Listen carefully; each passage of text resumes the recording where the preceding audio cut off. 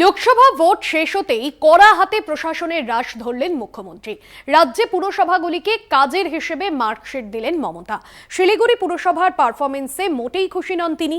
Mayor Gautam দেবকে বকুনি, জমি মাফিয়ার দৌরাত্ম্য ও জল সমস্যা নিয়ে ক্ষোভ প্রকাশ মুখ্যমন্ত্রীর। পুরো বৈঠকে আগাগোড়া আক্রমণাত্মক মমতা বন্দ্যোপাধ্যায়। আমলা থেকে বিধায়ক, পুরো প্রশাসক, মমতার রোষ থেকে রেহাই পেলেন না কেউই। একাধিক পুরসভার পরিষেবা নিয়ে তুলোধনা করলেন মমতা। মমতার ভৎসনার মুখে পড়তে হচ্ছে বাঘা বাঘা মন্ত্রী বিধায়কদেরও। শিলিগুড়ির মেয়র গৌতম দেবের সামনেই জমি মাফিয়াদের দৌরাত্ম্য নিয়ে সরব হন মুখ্যমন্ত্রী। মমতার নিশানায় পুলিশ ও ভূমি রাজস্ব দপ্তরের একাংশ। শিলিগুড়িতেও ডাবগ্রাম ফুলবাড়ি তার উদাহরণ, এবং আই এম সরি, ওখানে একটা ল্যান্ড মাফিয়া গ্রুপ তৈরি হয়েছে।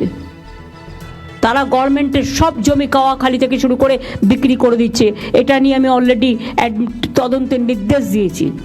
এক্ষেত্রে পুলিশও লোকাল ইনভলভ আছে, ল্যান্ড ডিপার্টমেন্টও ইনভলভ আছে। কয়েক সপ্তাহ আগেই শিলিগুড়িতে পানীয় জলে দূষণ ধরা পড়েছিল।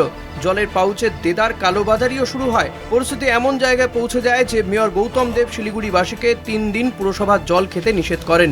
যা নিয়ে হইচই পড়ে যায়, রাজনৈতিক তরজা তুঙ্গে ওঠে। পরে পরিস্থিতি সামাল দেওয়া হলেও মুখ্যমন্ত্রীর মার্কশিটে পানীয় জলের সূচকে শিলিগুড়ি খারাপ জায়গাতেই রয়েছে। Drinking water best performing municipalities Uluberia, Halisahar, Kolkata MC, Baidyabati এবং Bankura. Worst performing municipalities Alipurduar, Bally, Baranagar, Siliguri, Shantipur. এই সমস্ত নিজের দোষ অন্যের ঘাড়ে চাপাতে ব্যস্ত। উনিই ভালো আর সবাই খারাপ, এই নীতিতে চলা মুখ্যমন্ত্রীর এই বক্তব্যের কোনো গুরুত্ব নেই। 2 বছরের মাথায় বিধানসভা নির্বাচন। লোকসভায় উত্তরবঙ্গে তৃণমূলের ফল ভালো হয়নি। শিলিগুড়ির একটি মাত্র ওয়ার্ড ছাড়া বাকি 46টি ওয়ার্ডেই হেরেছে তৃণমূল। নেত্রী যে গৌতম দেবের ওপর খুব একটা তুষ্ট নন তা স্পষ্ট।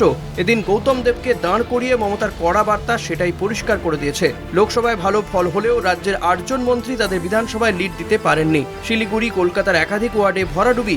এই পরিস্থিতিতে বিধানসভা ভোটের আগে কড়া প্রশাসক মমতা শক্ত হাতে রাজ ধরতে চাইছেন। কলকাতা টিভি।